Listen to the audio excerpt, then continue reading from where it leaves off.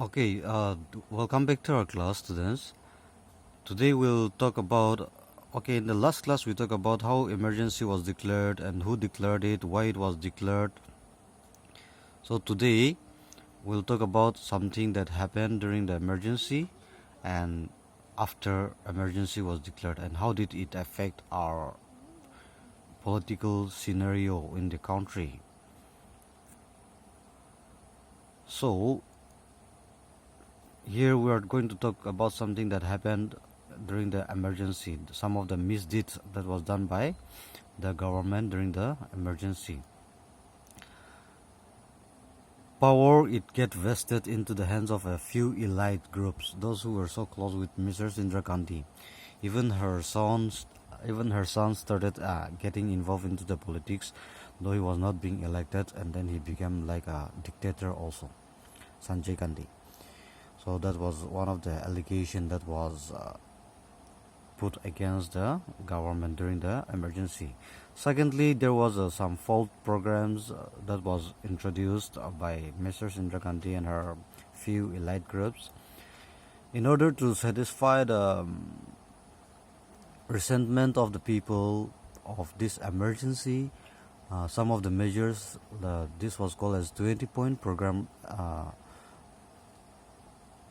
20-point program, which introduced some of the measures, 20 measures, and some are mentioned here. Some of the few are mentioned here, like to maintain law and order, to restore efficiency and reviving of the country's economy, to introducing land reforms and reduction of the prices of the books and stationeries and essential commodities for the people and the students. And also they try to remove these bonded laborers who are being bonded as a laborer for their whole life. So these are some of the few programs that was introduced during the emergency by Indira Gandhi, Mrs. Indira Gandhi and her government. The second one was emergency received a widespread resentment and severe criticism from the people around the world. Around the country, because under this action like the MISA, Maintenance of Internal Security Act, and Defense of Indian Rules, that is DIR. People were detained, people were arrested, and then they were being jailed, and many things were happening under these two things, MISA and DIR, and people were criticizing. And like I've told you, Sanjay Gandhi became extra constitutional authority.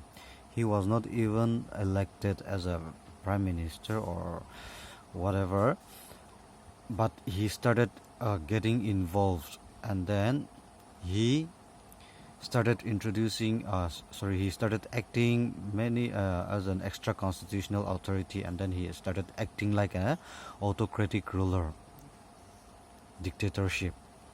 And then demolition of slum areas, pavements, shops, and even the houses were carried out. Vasectomy program was carried out, that was a forced sterilization. Vasectomy program was also carried out, and then people were criticizing the government because of all these things. Demolition of slum areas, the pavements, the shops, even the houses of the people were being demolished under Sanjay Gandhi's rule and Prime Minister Mrs. Indira Gandhi. Okay, soon after that the Saha Commission was instituted, and then this commission was instituted to see the fault or the finding, to find the things that were happening or that happened during the emergency, or they want to investigate about this emergency, why this emergency was declared. So what is this Saha Commission? It was appointed in 1977, headed by Chief Justice, the retired of Chief Justice of India, J.C. Saha. The commission was named after him. He was a retired Chief Justice of India. Okay, the purpose was to inquire into the excesses committed by government, excesses committed by the government during this emergency. So that was the purpose, the sole purpose of the Saha Commission.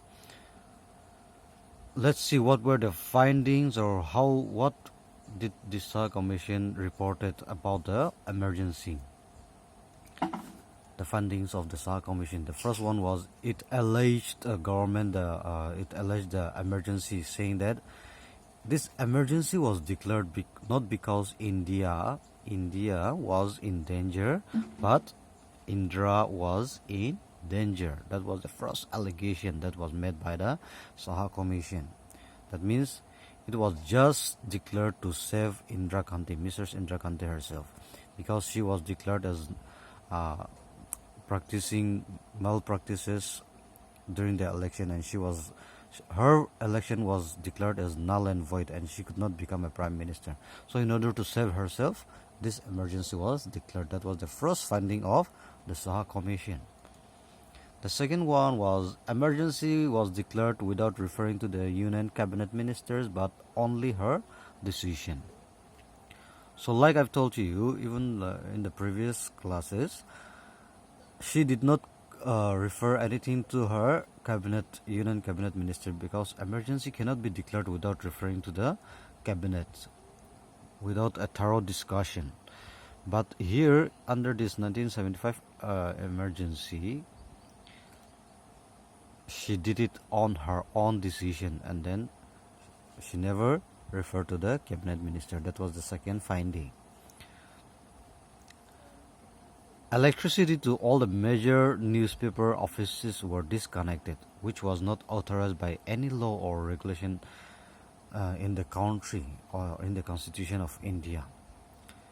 There was no law, there was no regulation in the Constitution of India that the government can stop the supply of electricity to the newspaper offices and then plunge them into the darkness. In order to restrain newspapers from printing about all these things, emergency, she stopped supplying electricity to the newspaper offices. That was the most democratic act that was done during this emergency. The fourth one was detaining the people in the jail without any trial. Nobody can be arrested without any reason or without letting know that why they are being arrested. But under this emergency, like under this MISA and DIR, Defense of Indian rules, many people were arrested. Like almost 75,000 people were arrested under DIR, and nearly 35,000 were detained under MISA, Maintenance of Internal Security Act. Under that, nearly 35,000 were detained, and under DIR, nearly 75,000 people were arrested all throughout the country. The fourth one was politicization of senior civil servant, misuses of mass media, and putting innocents behind the bar. These were the findings of the Saha Commission. The government started politicizing even in the promotion, transfer, and all those things of the civil servants. And then civil servants became just a puppet into the hands of the politicians, their political masters, the ministers and the whoever is responsible. And then they started misusing the mass media, like putting restriction to those newspaper and things. Many things we have already discussed about that. So these were the findings of the Saha Commission that was constituted in order to find the fault or about the emergency. Okay, even Mrs. Indira Gandhi and her supporters gave defending reasons for declaration of this emergency. So let's see what were the point of declaration of emergency. Why did they how did they defended the Congress by Congress and Mr. Indira Gandhi for declaring this emergency. The first one said the government was trying to revive the country from the 1973 international oil crisis.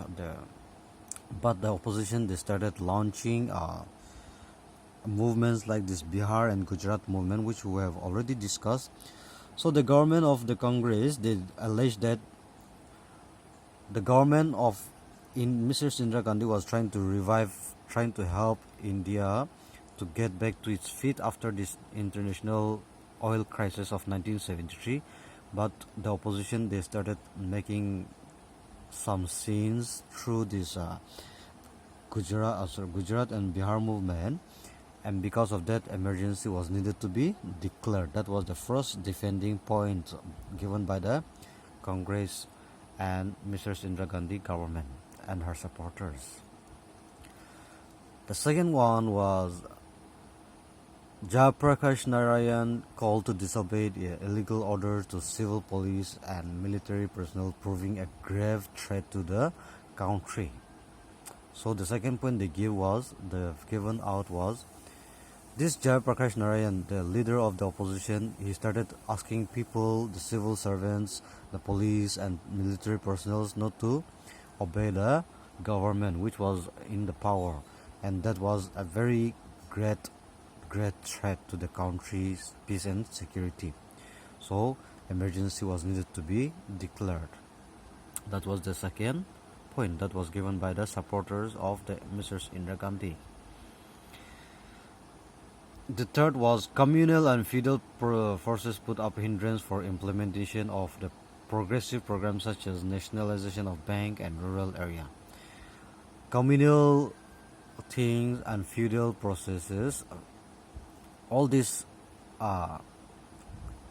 things that was created during this British rule or during the colonial rule, the feudal system of government, the communal hatred between the different group of people, all these were creating a problem and giving a threat to the peace and security in the country. Because of that, no progressive program, no development could be made, like nationalization of bank, rural and urban land. All those things, land system could not be introduced. So emergency was needed to be declared in order to bring all these things under control. That was the third allegation.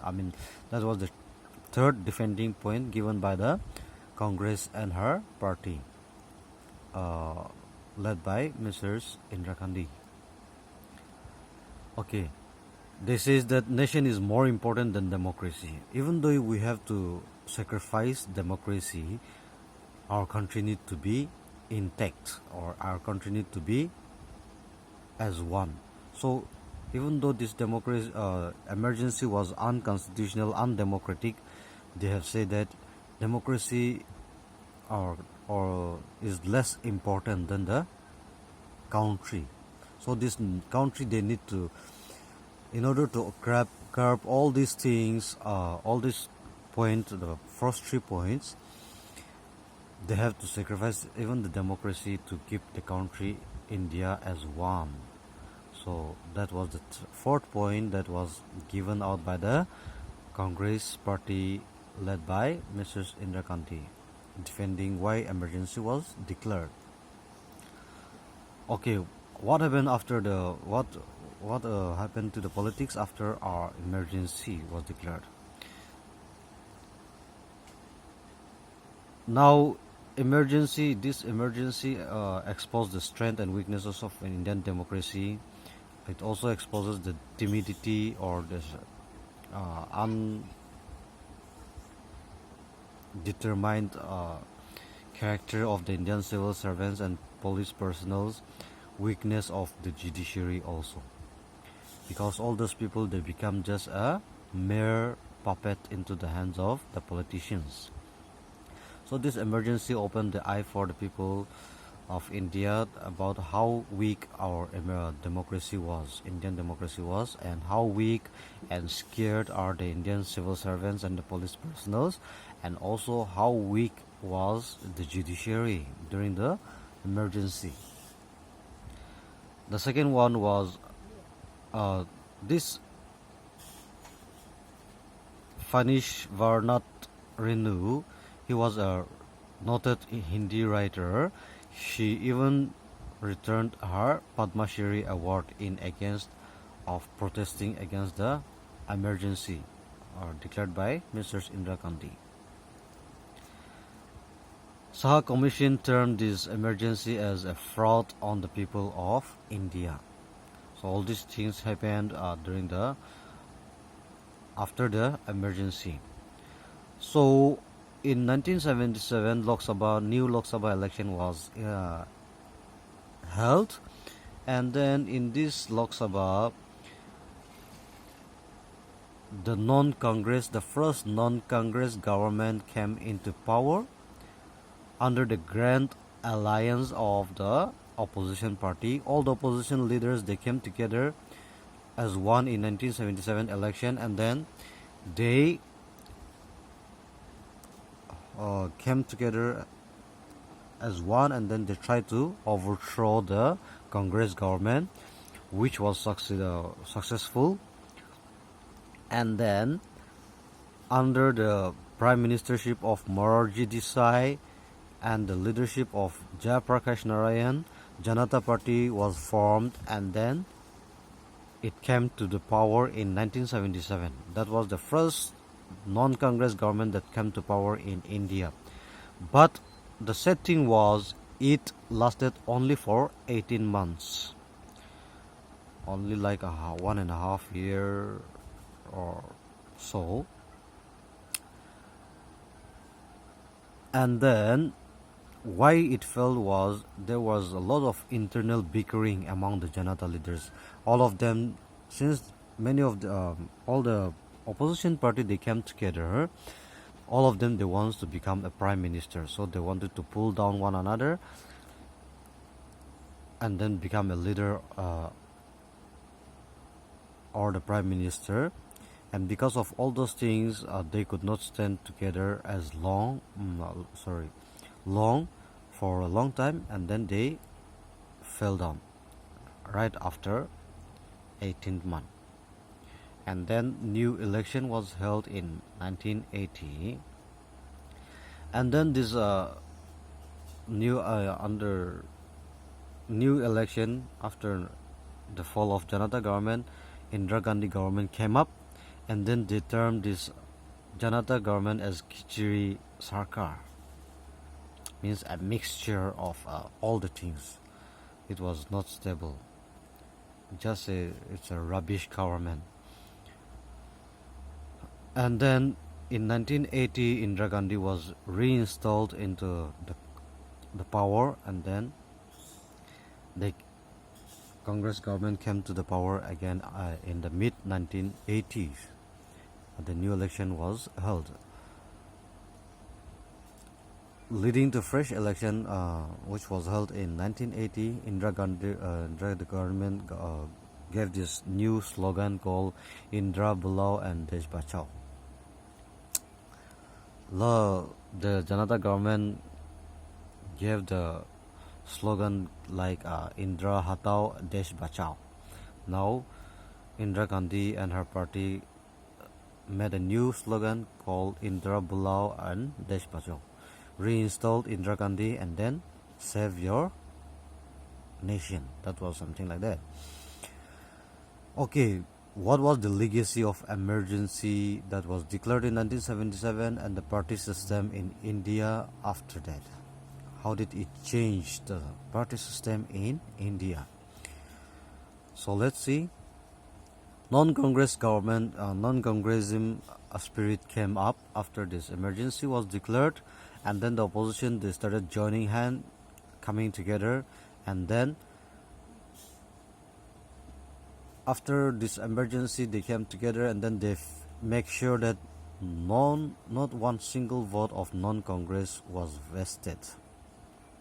It should not be wasted, or it should not be divided, but they should be together. They have to come together, and then they have to be in the power.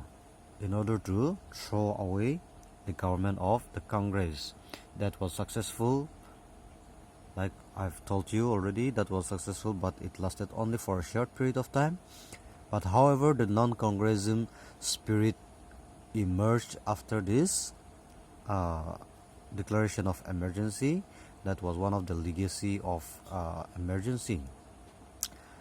The second was like this poor program. It became like a common manifesto of all the parties, including the Congress and all the other parties that is existing in India, even till now.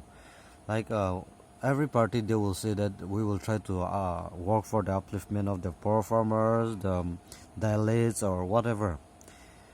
So this pro-poor program became common manifesto of the countries.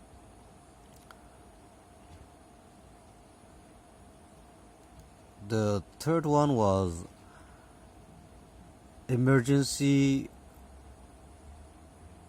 Because of this emergency, the issue of backward classes or backward caste, it came up. Like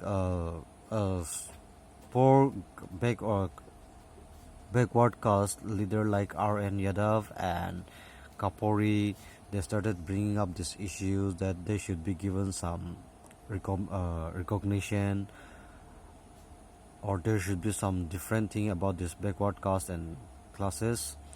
And so the first it led to the emergence, or it led to the appointment of the commission in 1953, the first commission for the backward caste and classes. Later on, it was Mandal Commission was instituted in 1979 by the Janata government. They make sure that something should be done for the backward caste and backward classes. So the first commission was appointed in 1953. However, it was not much successful, so Mandal Commission was constituted in 1979 by the Janata government in order to look into the case of the backward caste and classes. That was one of the emergence, or that was one of the legacy that was left by this emergency declaration of emergency of 1975. Now judiciary's independence was restored. Like we have discussed during the emergency, even the judges, they could not say anything to the government.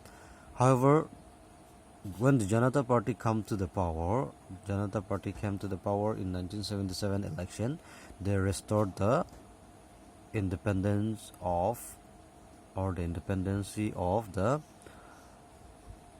judiciary, and this was one of the notable contribution of the Janata government that was formed in 1977. Rise of NGOs and CLOs. Now People Union for Civil Liberty and Democratic Rights, PUCLDR, that came up in 1976, and then later on it came to be known as People Union for Civil Liberties, PUCL. Now, because of the declaration of emergency, people, they started knowing the importance of their civil rights and things. So people, they started constituting a union to fight for their civil rights and democratic rights. So NGOs started coming up after the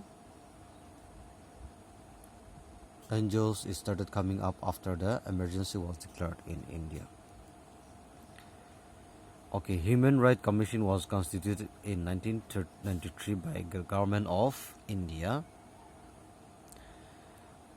Right after this emergency was declared, which helped people to start organizing NGOs and CLOs to fight for their rights and things. And then even Indian government constituted a Human Rights Commission by the year 1993. So that was the legacy and the party system that comes up after the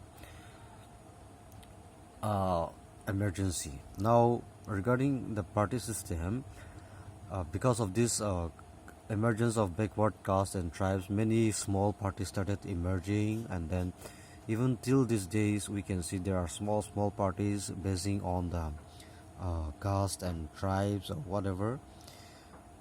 Small parties started coming up, and then because of this, coalition governments started emerging.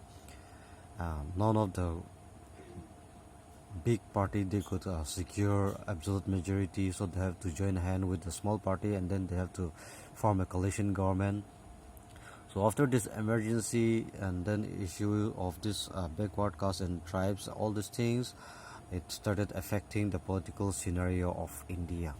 And till today, I think we have been witnessing the government formed by the coalition parties. So those are the things that are affected, that have an effect on the Indian government, Indian political scenario, and the life of the people after this emergency was declared. So I think that's all for this chapter. I hope you have learned something, and then we'll get to see you in the next class.